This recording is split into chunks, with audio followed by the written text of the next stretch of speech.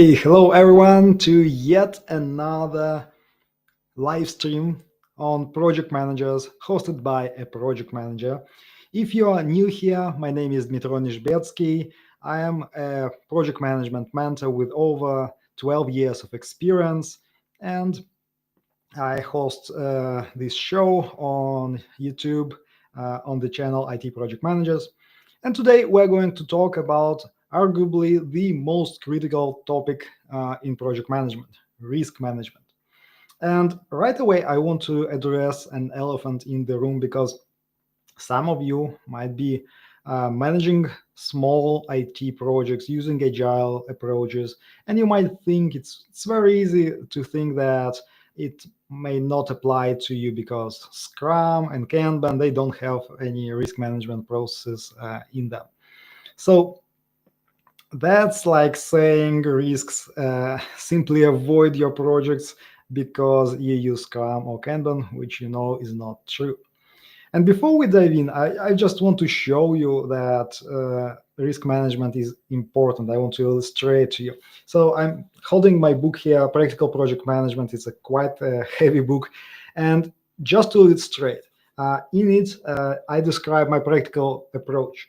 And about this much, it's like 24% of the book is dedicated to project risk management. And that's how I managed IT projects, small ones, large ones, the same way, but risk management never stopped for them. That's how risk management is, how much risk management is important for you as well. By the way, if you don't have a copy of my book yet, the link is in the description. With that said, let's dive in and we'll cover the whole risk management approach that I recommend in this live stream. And let's start with the basics. Let's understand what is a project risk. And basically, this is an uncertain event or condition that, if occurred, has a positive or negative effect on your project's objectives or on the project's outcome. This is a typical definition of PMI, Project Management Institute, that you'll find in the literature. But let me illustrate what it means in practice. And let's assume you run a project of renovating a house repairs, and you have your major deliverables like home office, living room, and kitchen. And we'll just look at the home office tasks. So we know how to paint the walls, or our workers know how to paint the walls. They're sure about this work. They know how to install overhead lights. That's also typical work. They know how to install outlets. But then we have this difficult task for them. Install smart home appliances around the room to ensure that our, I don't know, whatever tool from Amazon or maybe Google or Apple will use these appliances. And our foreman and his workers said, oh, wow, what is this? We never done it. Okay, basically, we need to understand the work that they are afraid of. And they say, okay, installation of this stuff is easy. It's just like the other outlets and overhead lights. That's not a problem. Testing, basically, we can do, yes, we can turn on and off and play around with your tools. We have some concerns about integration with the main unit, which combines all the other rooms together to ensure that you can operate with smart features across all other places. And if something happens, we definitely need to troubleshoot these problems, and we don't know how to do it. Most probably, we'll have to call you, the project sponsor, to come here and help us with integration and troubleshooting, and you'll have to show us how these all things work. So it's probably will take just more time. So this is one source of risks that you probably will see on any project.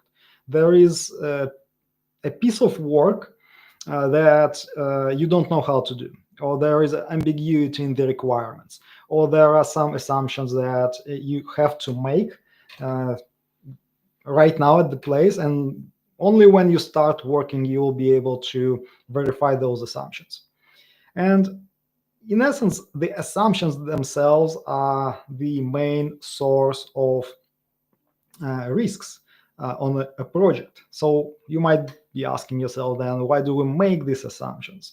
Well, this is a part of project management, and you cannot avoid it, because we have to use assumptions to fill the gaps in the knowledge at the start of the project. Otherwise, we'll be like guessing whether the project will go or not.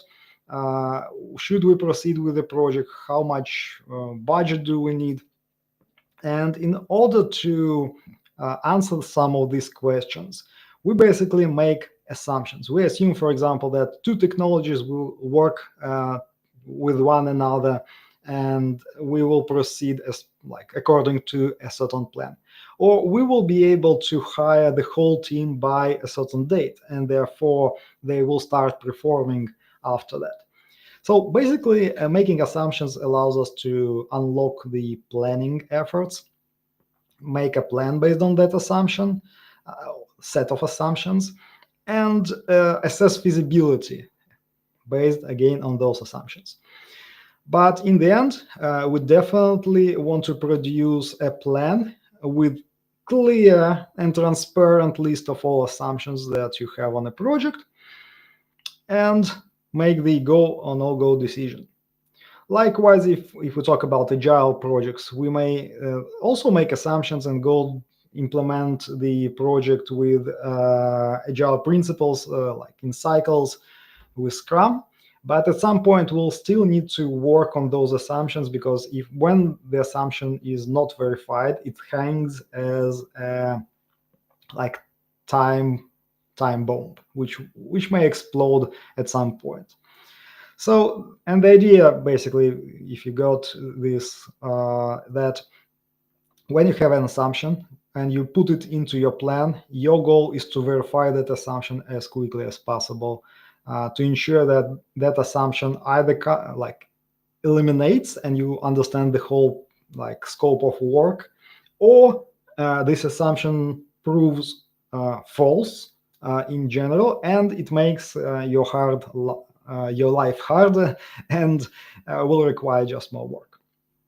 Now, there are two basically main approaches you can deal with both assumptions and unknown work, and the work that you don't know. The basic one that comes to mind, okay, if we have a deliverable, like a room that we need to finish, and there is a piece of work that we don't understand, like installing a high-tech smart home appliances, when we just like electricians who don't know this IT stuff too well, we can buffer. So we can buffer and say, okay, we just don't know. Let's assume that we will add just 30% on top of the estimate, and most probably we can do whatever it takes to finish that work. So we just guesstimate what would we need in order to tackle all possible problems. And if you do it across the whole project, you will add buffers to first deliverable, to second deliverable, then to third deliverable.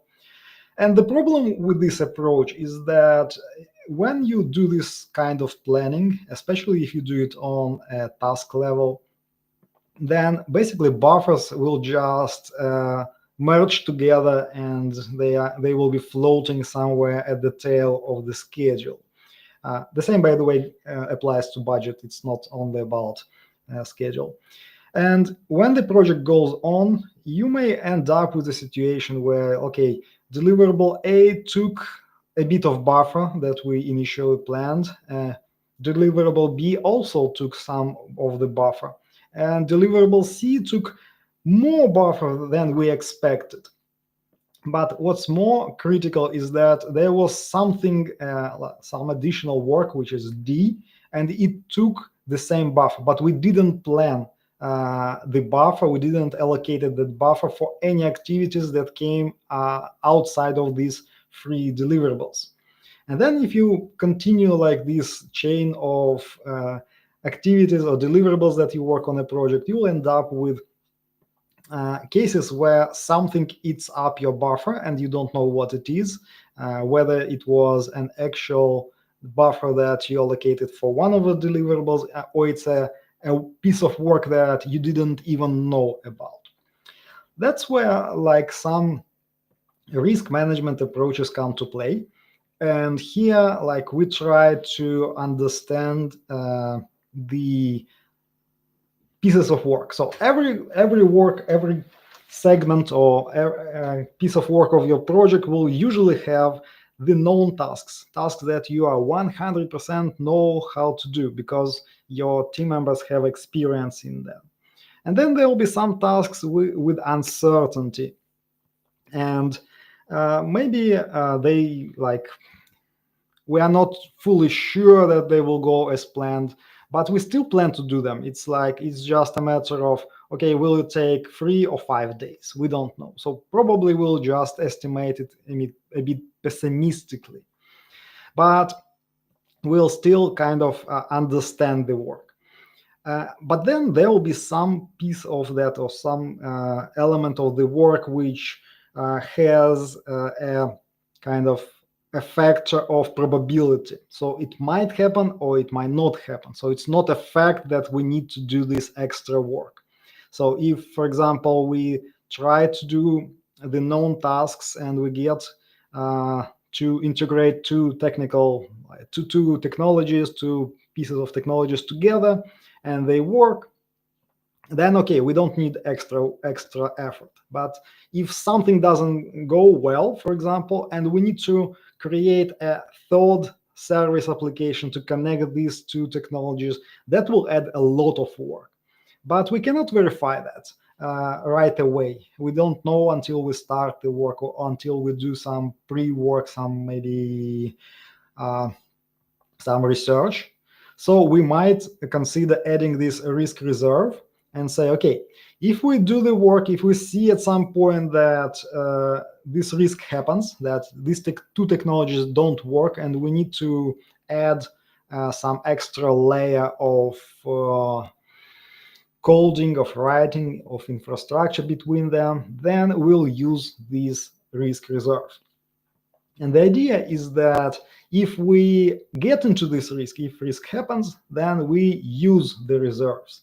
But if it doesn't happen, if the risk doesn't happen, we release this piece of reserves of time and work, and we continue working on the next piece of the project or on the next deliverable. And this gives us transparency and control. And as a project manager, you always want to make data-driven decisions. So you want to know whether a risk happened or not, whether you identified all the risks, whether you used the risk reserves, whether these reserves were taken by something else. And by doing proper risk management, you will be able to have control over that. The main idea is that you want to probably do risk management on deliverables level, not on purely task level. So you don't want to go that detailed, that specific, to allocate risks, buffers, and reserves for specific tasks. You want to sum it up a little higher and say, okay, deliverable is our control unit where we use risk management. With that said, this is theory. We can easily implement one simple framework that you probably saw either on this channel or somewhere else. PMI basically introduced it many years ago, which looks like this. So you have some risk management strategy, you identify risks, you put them in a risk register, then you analyze them to select a certain amount of risks that you want to tackle. Then you develop risk response plans, you implement risk response plans, and ideally you make these risk response plans as a part of your project management plan. And then you also need to monitor risks all the time. Now, When you look at this, it seems like it's a one cycle activity, but in essence, it's just a framework, and you apply this framework throughout your whole project multiple times. It's a set of activities that you continuously perform. So, for example, you can imagine that if you plot the timeline of a project, you will see something like project start, which goes into project planning, and here you will have a bit more efforts on risk management because you will identify all your deliverables, maybe you will create schedule, budget. So here you have the biggest peak of activity. But then once you start implementing the project, you still continue applying this cycle of identifying, assessing, and creating responses for the risks. There are some logical points where you should probably do additional brainstorming for risk management. All right. With that said, guys, by the way, this is also a Q&A session. I didn't mention it at the beginning. So first of all, if you just joined, say hello, say where you're joining from, and if you have any questions, feel free to write them in the chat wherever you watch this video. There should be a chat option, and I'll try to find a spot to respond to those questions. All right, with that said, let's carry on and start reviewing the parts of this risk management framework. And it all starts with a risk management strategy. And I've seen so many project managers doing it wrong for many reasons.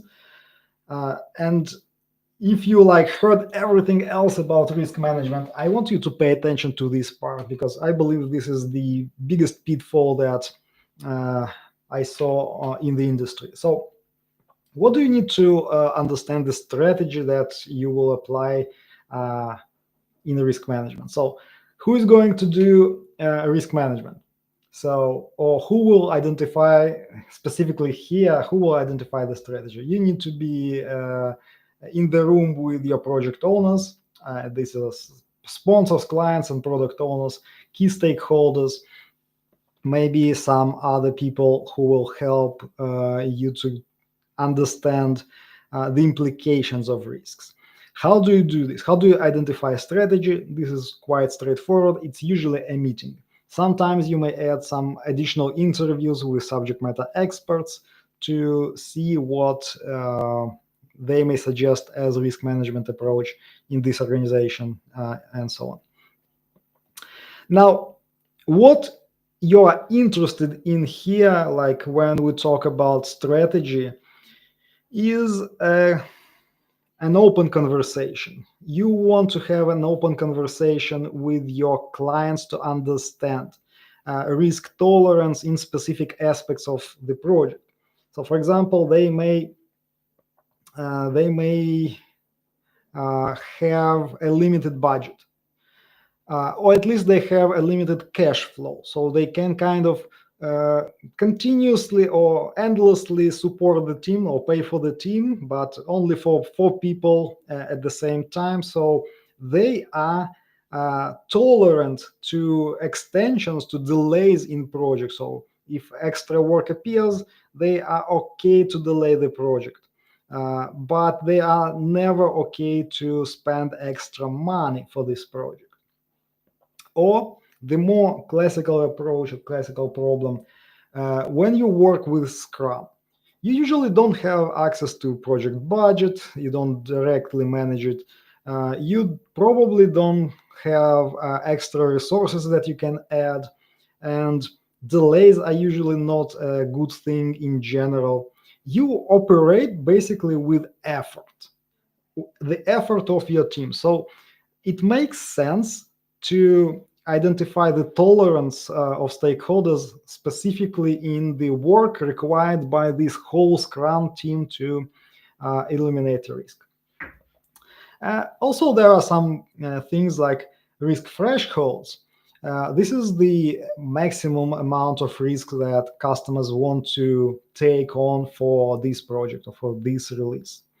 and in general, how much of risk management budget, or how much of the overall budget we want to spend on the risks, again, in terms of efforts and resources. And this is a critical moment. We'll discuss it in a second. I want to pause here, and I see Gleb, who has a question. Hello, Gleb. Glad to see you again on our live stream. So, can you specify more about buffering? How do you do it in real life? So, Gleb, the idea is that you should avoid buffering. This is a kind of immature approach to like estimating to anything. You should either have if you have an estimate of time or duration, you should have the accuracy of that estimate.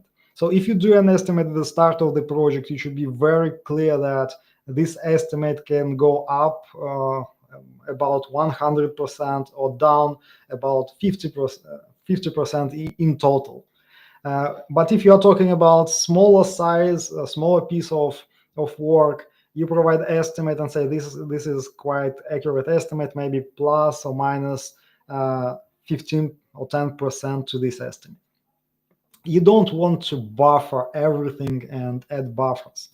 If you feel like you need to add buffer because you don't know something, don't understand some piece of work, you should instead use risk management. You need to identify what triggers you to think about buffer and identify it as a risk. Then you need to decide how you can tackle that situation so that you don't need buffer, or so that you can perform instead certain tasks or certain activities, certain work to overcome that risk. Because if you just add buffers, you are hiding problems in your project management approach, in your estimation processes, and these problems will usually end up in some project management crises because, again, you don't have control over those buffers. Let me know if this explains or answers your question. All right. Now, one thing that we need to understand here is that this strategy, this meeting should end up in a risk management plan. And I am not a big fan of writing formal project management plans, especially in the IT industry, but as practice show, in my experience, a risk management plan is one of the exceptions.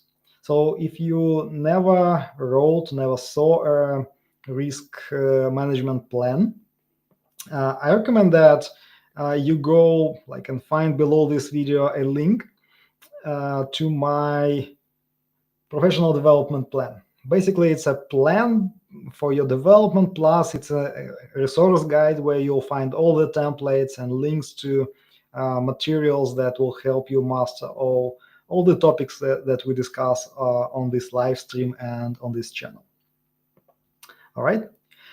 And so continuing this conversation of risk management budget, what I want to show you, if we are talking about budget or schedule, because again, we might not operate with budgets, then it transforms in operation with duration or with effort of the team. So how much effort, how much person days we need in our estimates to be allocated for risk management. And just a simple idea that you should always think and calculate your budget for everything going from bottom up. And this is the same illustration that if you first break down your deliverables into work packages, so your big pieces of work into smaller pieces of work, and then into tasks, and if you estimate tasks, sum it up to work packages and sum it up to deliverables, you should end up with project estimate. But you don't want to stop here, and you want to add risk reserves on top. And this is a point, by the way, where you have to be very careful, because this is not a standardized area of project management. So some clients may expect that you will put all your risk management reserves, risk management efforts right into work packages. And basically, there will be additional tasks with certain estimates, and you will put them all together. And sometimes you may want to have a risk reserve for known risks that you will use in some instances on top of that. So you simply must discuss this situation with your customers. How do you want to track it so it's transparent? If you ever need to do this in proper project planning way, if you manage a big project and you want to do proper risk management with reserves, ask how do you track risks and risk reserves. Are they a part of deliverables estimates, or can you have a risk reserve outside with dedicated risks where you can use it? So now, this is also not everything that we usually apply in risk management. This just gives us cost baseline of the project, but we also want to have a bit of reserve.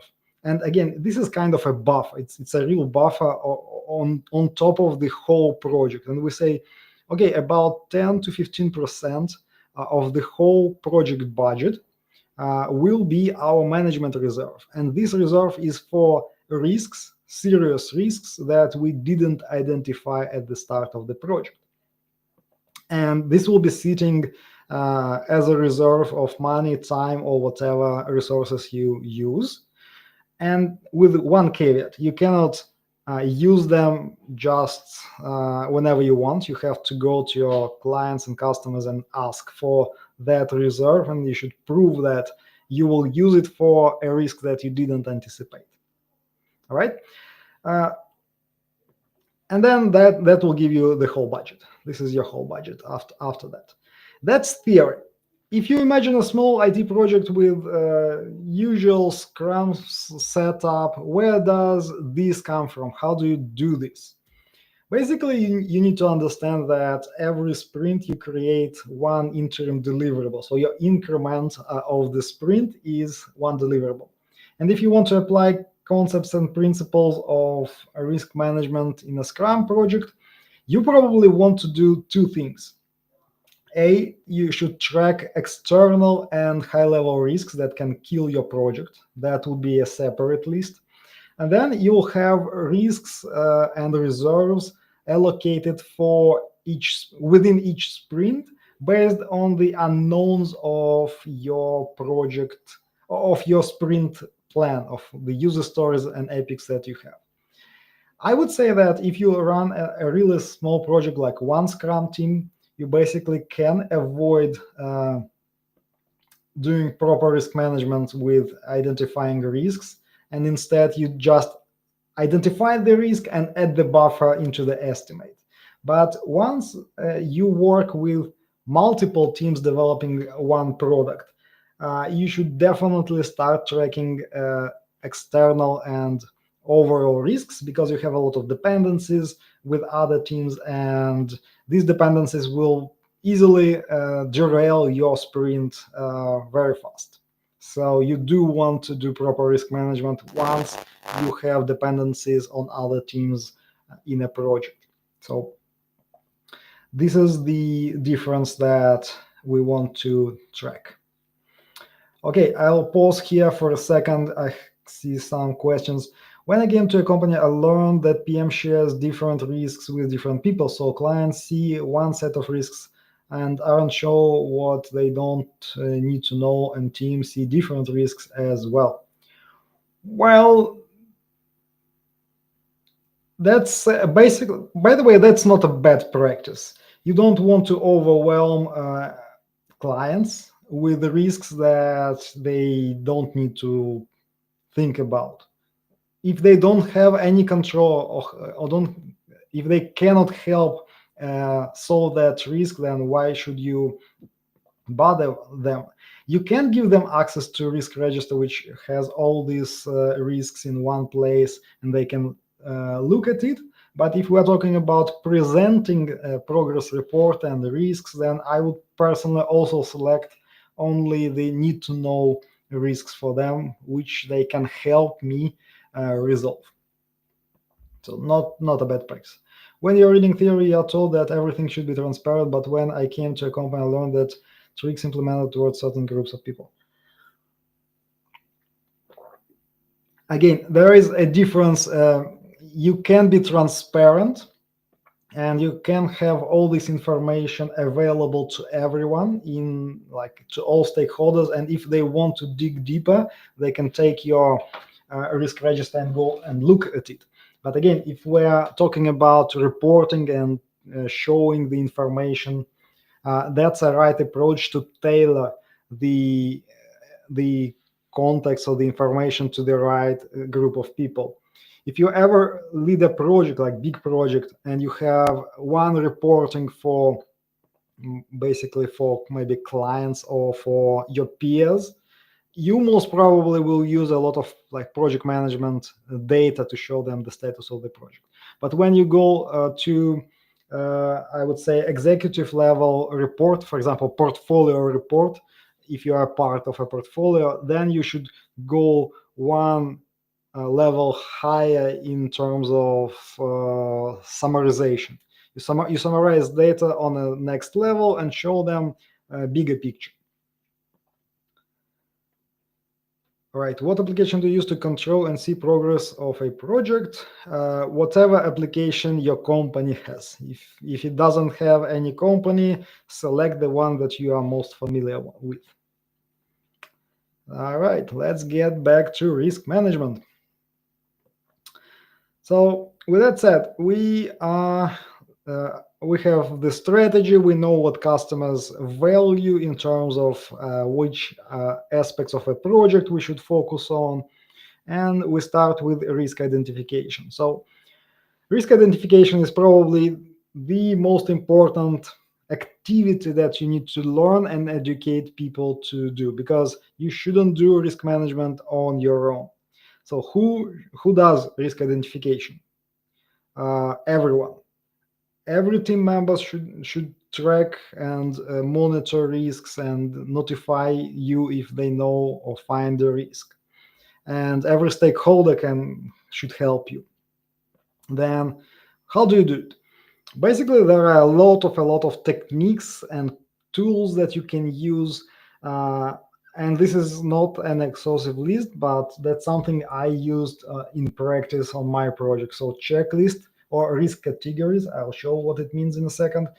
Document analysis, so you just read documentation and try to understand what are the possible problems can wait for you. Root cause analysis, again, you use it to find possible risks, analyzing the situational data. Assumption analysis, that's what we talked at the beginning. Dedicated brainstorming, you just ask people like, do you see any risk here? Like you show them a piece of your project documentation, like schedule, and you ask them, do you see any problems here? Dedicated interviews, you can ask for an interview with a subject matter expert, with some technical expert in your organization, walk them through the problems that you see or through the details of your project and ask them if they see any problems. And just in general, whenever you meet with people, whenever you have meeting with team members or stakeholders, always ask them, do you see any risks? Do you see any problems? All right, and what's the outcome? What should you achieve? Basically, the idea is that you need to capture all risks in a risk register, or another tool. We'll just discuss it in a second. So let me show you a risk identification tool that I think that a lot of project managers overlook, and this is like a risk breakdown structure or the categories of risks. And this is a document or a source of information that you get from lessons learned, Ideally, all project managers within the organization should collaborate on it. And it's basically a checklist of possible sources of risks categorized by project management and activities groups. And you use it once, twice, maybe several times throughout the project just to brainstorm and try to dig deeper into these areas and see if that's applicable to your project. So, for example, how do you combine all of these in practice? If you, let's assume you have your project schedule. You identified all the deliverables, you broke them down to some degree, and now you have your schedule. What can you do? You basically can show this schedule to your project team and ask them, do you see any problems here? Is it okay with you? Durations are fine. And you will right away, like people will remind, oh, I forgot to say that I wanted to have a vacation at this period of time. Hey, and I forgot that I'll have a family event there. Let's input into the schedule these factors as well. Then you can do basic brainstorming and like say, okay, we added everything we could. Let's try to think through this, simulate it in our minds, and see if there are any possible risks on top of that. Then you may take the risk categories and see if there are like on your checklist some ideas that you can think about. For example, on my list is things like what about seasons of flu or other like seasonal sick periods? What about high periods of vacations when half of the team wants to go skiing or something like that? Did I include all the national holidays from all the countries where the people work, and so on and so on? Last but not least, you may take this project schedule and go and show it to a senior project manager and ask them what do they see. Maybe they can suggest any improvements and what they can recommend based on their experience. And this is how you combine different techniques, risk identification techniques, in real world practice. And this is just one activity of creating a project schedule. You can apply almost the same techniques to, for example, identify scope when you brainstorm all your major deliverables. And at the same time, you may ask yourself what risks we see in creating those deliverables or finishing them in general. What possible dependencies are there, and so on and so on. Next, you will have either risk register, and this is like your vanilla risk register where you put description, categories, some connection to the work items, ideally deliverables as we discussed, effects, owners, response plans, everything. And you share this document with your team. Maybe you'll use some form to capture the risks. Maybe you allow team members just to use this spreadsheet and add risks as they see. But basically, this is a living document that you should review and adjust and edit almost daily. Now, again, this is a good tool for bigger projects, like more plan-driven projects. If you run a small agile project with Scrum, Kanban, or something else, I would recommend that you consider a different tool, which is called RAIDlog, and it stands for Risks, Assumptions, Issues, and Dependencies. And if you listen carefully, we discussed everything from here, like risks, dependencies, and assumptions. These are like the main sources, the main problems on the projects. And this is just a document that contains everything at a glance. And what you have here is, so basically your risks. These are items that you want to proactively work or monitor on your project. Then you have assumptions. And again, these are the classical assumptions.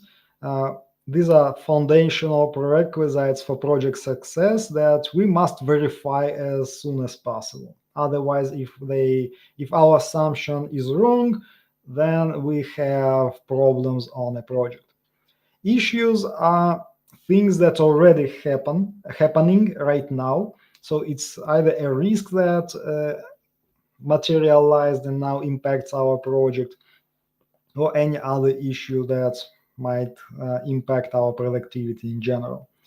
And dependencies, we keep them to track as major source of risks. And again, if you lead a small project with a Scrum team or Kanban team, that's probably all you need. If you bring this document at least few times a week and look through the risks, assumptions, issues, you try to track them all, that will alone help you deliver projects more successfully. This will increase chances for success. All right, with that said, with the risk identification, all the risks go to risk register. After that, you may imagine that even a small project will have dozens upon dozens of risks. On a large projects, there might be hundreds of risks if you are diligent. And now we are getting to one of the critical ideas that we cannot tackle every single risk. Even though we can identify hundreds of risks, we cannot use so much time and effort to avoid or mitigate each possible risk. And that's why we have two options to do some analysis and identify which risks are more severe, which risks are more important on the project. And we'll do the quantitative or qualitative risk analysis. And don't overcomplicate it. In majority of projects, this boils down to assessing the two traits of a risk: its impact and probability. And you can rate it with simple subjective measures as low, medium, or high, or with grades from 1 to 10.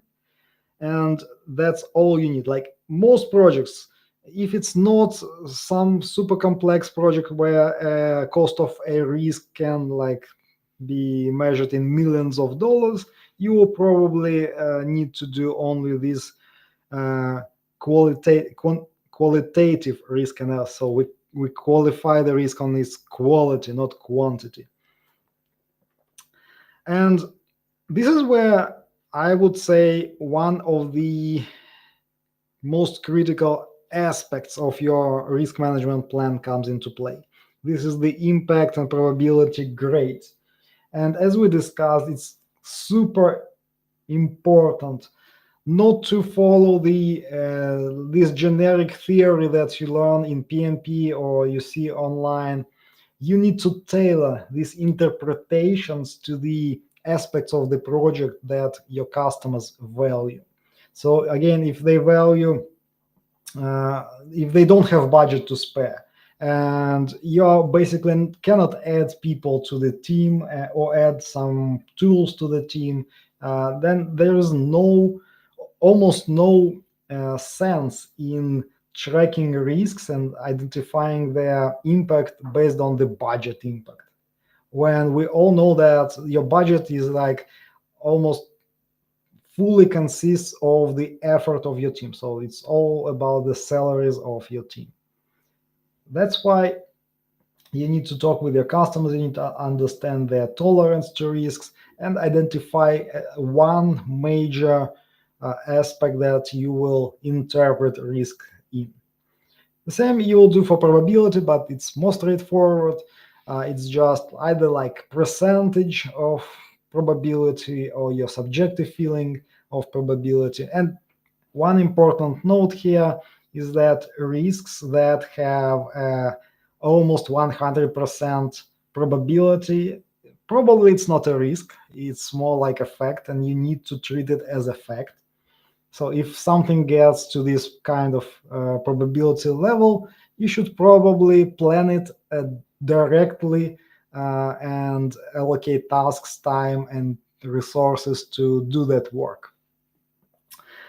And when you create these tables for your project according to the strategy, again, if you run a small Scrum team or maybe several Scrum teams on your project, your interpretation should look like this. So your rating of impact will be a portion of your sprint, like 2 days of sprint for the whole team. So if a low risk happens, like with low impact, then it will mean that we have to find or dedicate 2 days of work to that risk. If you have several such risks identified, maybe you will not want to fill the whole capacity of the team with user stories and have this reserve for risk management. All right.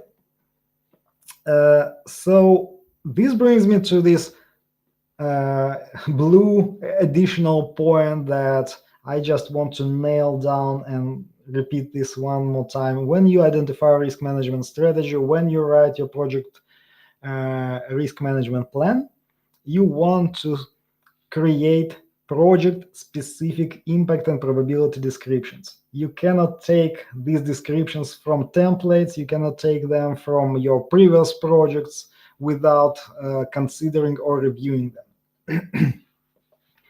All right, as for quantitative risk analysis, where we can measure risks in terms of their monetary value, I will not cover this because the main idea here is that if your organization actually wants you to do this type of analysis, it should have certain guidelines for you to follow. You cannot just bring this into an organization, do these estimates, and ensure that it plugs in or tailors very well with everything else on the organization. So if organization has this practice, it should be very aligned with all the other aspects of business and project management. So again, if you are running IT projects, in most cases, I would say don't bother too much. Don't be afraid that you will have a project that will need this type of analysis, at least not in advance. And if you get into this situation, probably you'll have some guidance on how to do it properly, following the policies of that organization. All right. Next, we are moving to a section where we did the analysis and we analyzed all the risks, we identified their impact and probability, and basically you will prioritize the risks based on those two characteristics.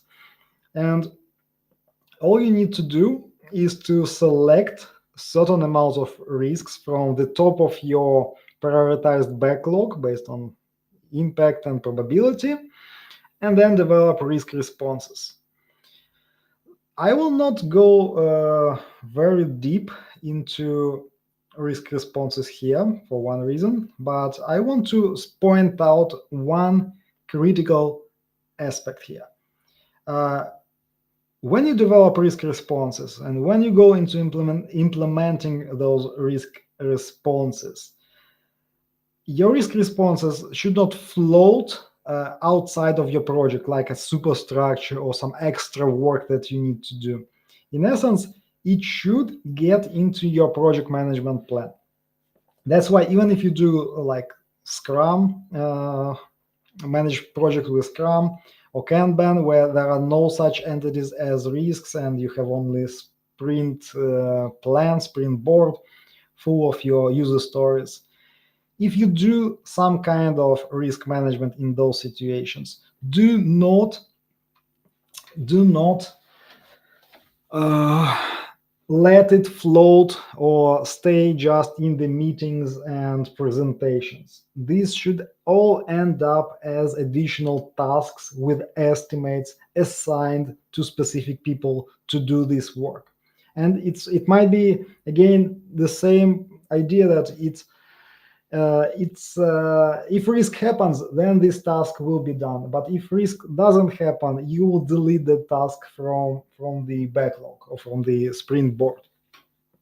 But you must put it on your project plan, whether it's a sprint plan or it's a project plan in a plan-driven way, on your Gantt charts, in your budgets.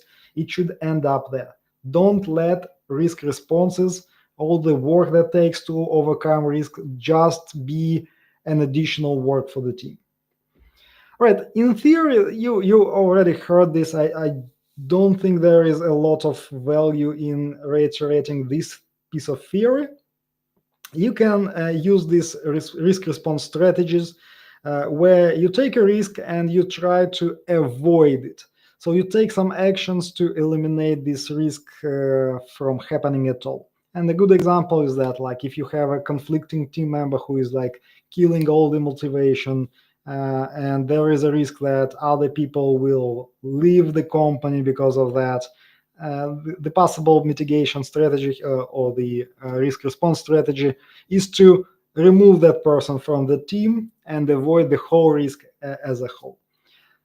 You can mitigate the probability or impact of the risk. Again, if you just send this conflicting person on a vacation, they get some rest and maybe return in a better mood, this will mitigate the impact of the risk of others to get demotivated. And there are some other strategies like transferring the risks. Usually it's some insurance or outsourcing work when you don't have the expertise.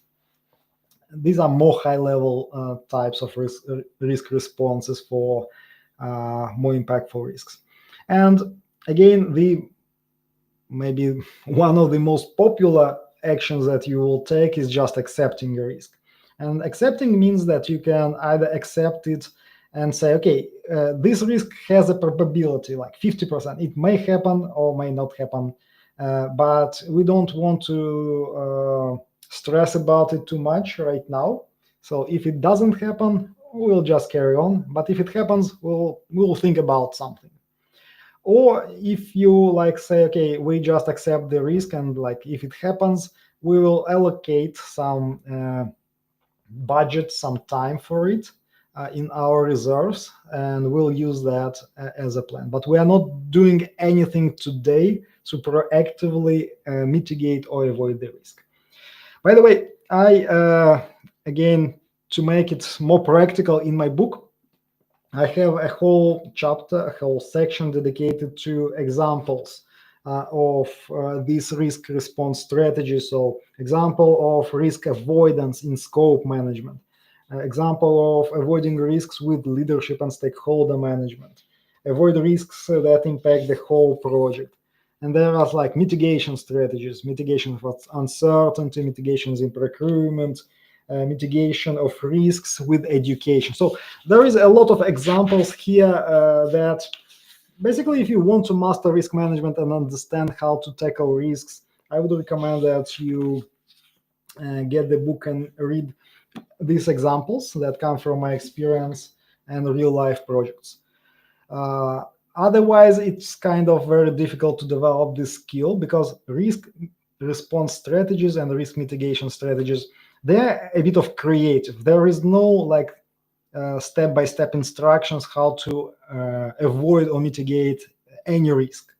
It's a bit of creativity, thinking outside of the box, maybe strategic thinking, brainstorming. Sometimes it may be as silly as just reminding people to put some warm clothes or put masks on, not to get sick, and do not jeopardize your deadlines. All right, so we are moving next, I think. Yeah, and after we selected the risks that we want to tackle and we put them into the into our project plan or sprint plan, we need to understand that in our risk register we have still hundreds or dozens of risks that we decided, okay, we'll just leave it there because their impact either low or probability is low. So that's okay, but risks have a problem. They may change their impact and change their probability with time. That's why there is an additional step or process where we need to monitor risks. So basically, we review from time to time our risk register, our RAID log, and try to see if something happens.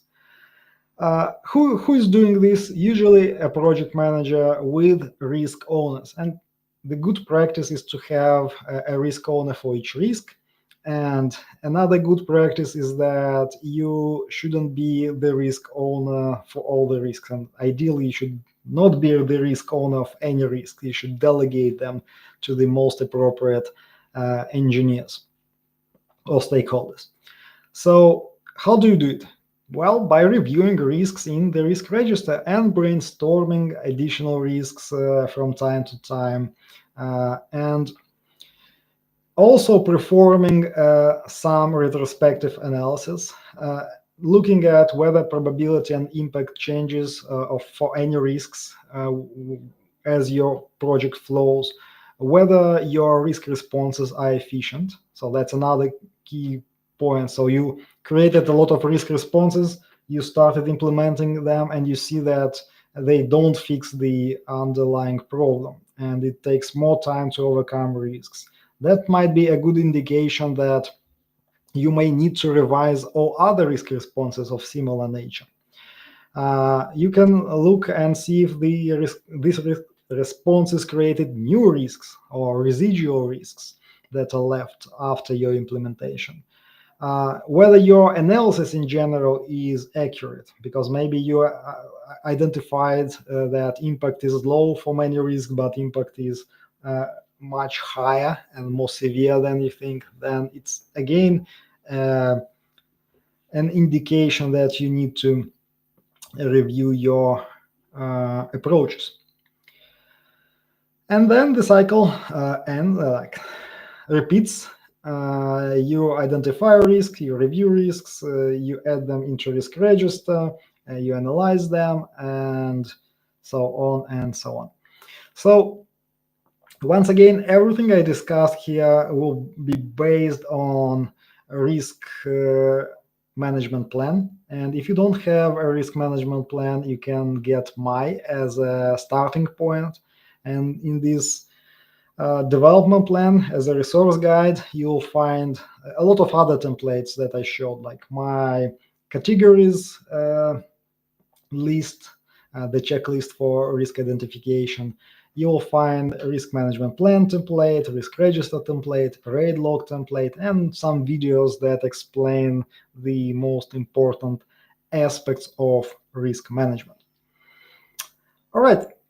There you have it. This is risk management 101, and I can tell you one secret that on next Tuesday there will be a video on my channel where I will explain how to introduce risk management to a new team, following a few secret techniques again that come from my experience. All right, and I hope if you combine this session with that video, you'll be totally prepared to integrate risk management in your team. All right. Feel free to ask any questions, by the way. We'll have a few minutes for Q&A.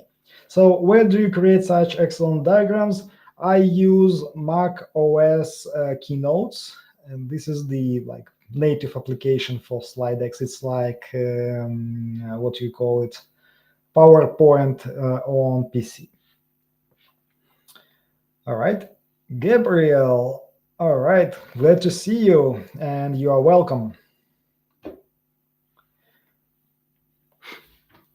All right, let me know if you have any questions on risk management or something else. I'll be here for another 5 minutes probably. Uh, and you can clarify if anything out of what I described, like you missed something or you don't understand something, I can try to explain it. All right. As a social project manager, I find it very useful. Great. I'm glad that you find it useful. I hope it will help you deliver projects successfully, because I assume they have serious impact on lives of people.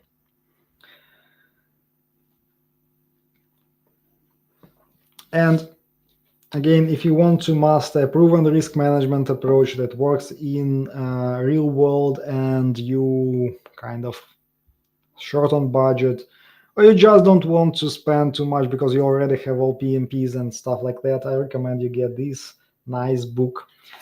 This is like 12 years of experience condensed into a practical project management approach, explaining all the processes and tools the way they work in the real world. And I often say that, like, okay, PMP, you get it just to get on interviews, maybe get a better salary, but this book teaches you how to run projects with real people in real companies. All right, good. Gabriel, see you next time. Good luck with your project. Can you talk about IT project implementation? Samuel, can you specify a bit more? What specifically do you want to know about IT project implementation? Because this whole channel that you are watching right now is about IT project management and how to implement projects. So add something to understand what you want to ask about. Can PM become VP? I think yes. Maybe you will have to add some business education on top of your project management experience, but I totally believe that it's possible, especially if you are a VP of operations or stuff like that. You can basically use your leadership and project management skills to organize the work of departments and work streams in the organization. But definitely you are not jumping right away from project manager to VP. You should go from project manager to program manager, from program manager probably to portfolio manager. There might be different types of titles like portfolio manager, and then you have access to VP roles. So everything's possible.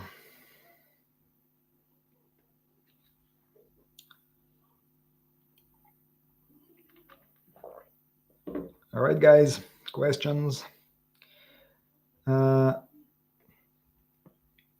extra required to join C-Suite? Most probably it will be a business education like MBA or something similar, or similar kind of understanding. And I would say that probably the additional requirement will be your reputation in a specific company, because it's probably will be very difficult to jump from a company where you are project manager, even program manager, into another company and become a C-suite role there, like a technical. So if you again C-suite, we have chief operation officer. This is C-suite. From project manager to that role, it's quite possible. And to CEO is also possible, because chief executive officer is all about organizing the work in the company. So sometimes that's also an opportunity for a project manager. But what I'm saying is that if you want to get to those roles, you better find a company where you can grow into a CSU's role rather than jump into a new company into that role. Because when you work in one company, you may overcome this need for formal business education just by showing that you know the company, you know how to work inside this company. For example, ERP software implementation. All right, so what I asked is to provide me what aspects of implementation do you want me to discuss? Because if you want me to just cover the whole project management approach for ERP software implementation, basically it would take another 10 hours for this live stream. Sorry, I cannot give it such a lecture right here, right now on the spot. But if you have specific questions, then feel free to ask. Why do you prefer to be a teacher of PM, not be in the trenches? That's a good question. Basically, because I enjoy it more. I've been in trenches for many, many years. I've seen all the ins and outs. And maybe at some point I will decide to get back into the trenches as well. It's not an exclusion. But again, throughout my whole career, I've been teaching people in parallel. And I find it more fulfilling than running project themselves. Because when I run a project, I'm impacting the lives of just a group of people, like team members, stakeholders. And here, I can teach thousands of people every month.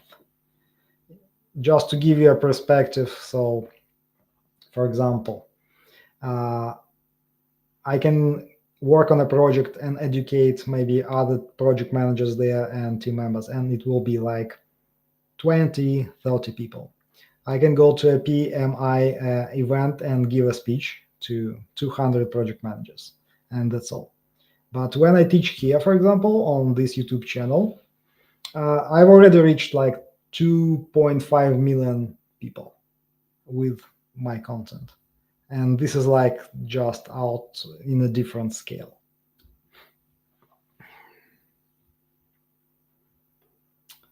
All right. Kumar, thanks. You're welcome. How much is covered with the respect to strategy in the book or just around PM role?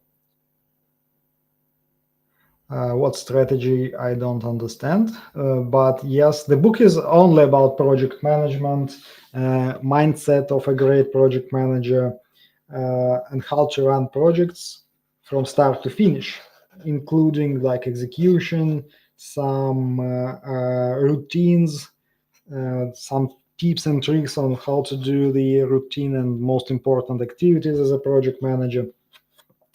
And if you are interested in like professional growth, getting career advancement, improving your skills, and all this good stuff, that's all we do in my mentorship programs.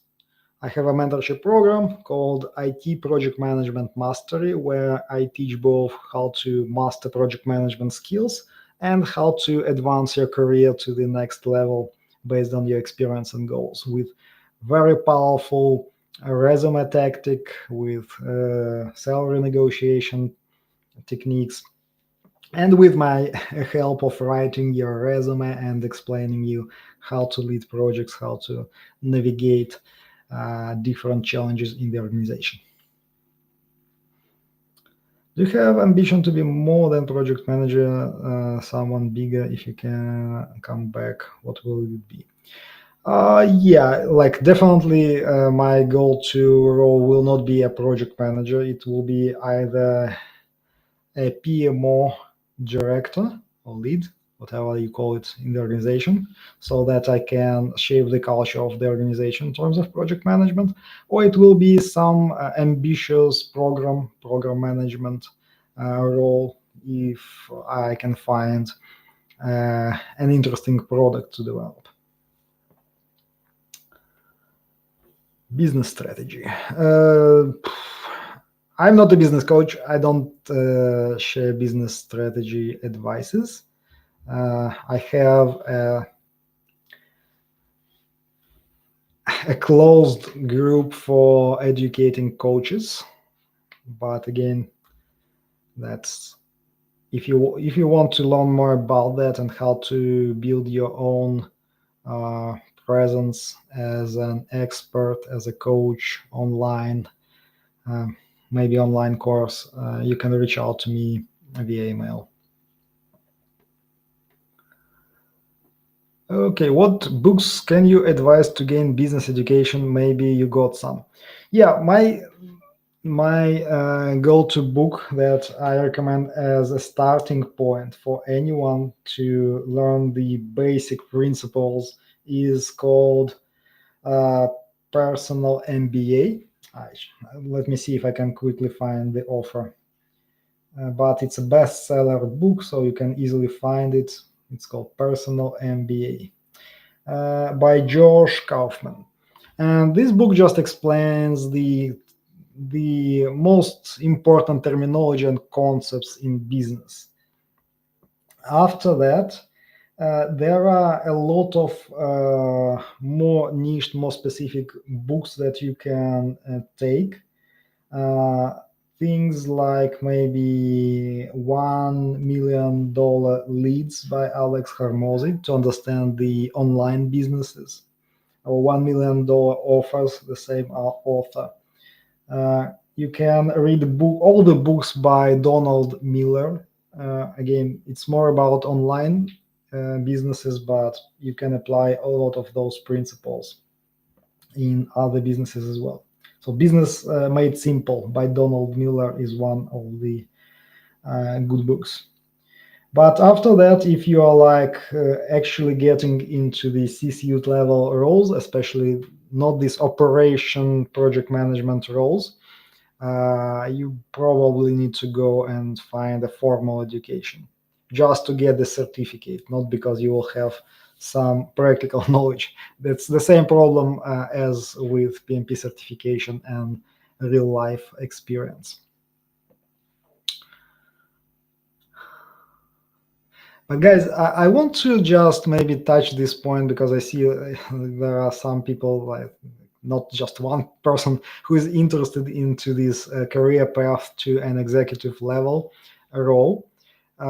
You need to understand that if you are right now in a role of a project manager and you're just starting out, this is a very long path. And to get there, it's like you have to be intentional about your professional development every single day. It's not like it will happen just because you have 10 years of experience and now they should give you this role. It's a path that you should be committed to for many, many years. How to get this book? Any platform to be referred to, please suggest. Like all these books are available at Amazon.com. So just create an account there and get the Kindle version.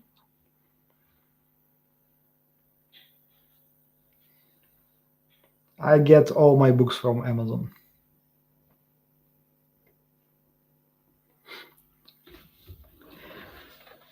All right. The link. Last course that I took, and I will not recommend you because it's a very trashy course. It was very expensive, but the company paid for it. Uh, okay, I will separate it. This is the project management course, so related to project management. I took a course on organizational change management because I was in a PMO role and I needed to refresh my skills in big changes when I need to impact the whole organization. So I took that course. I will not say who was the offer and where I get it, but it was expensive and the material was trash, like nothing that I would recommend taking. As for business courses, if you are interested in that, the last one is Business by Design by James Wedmore.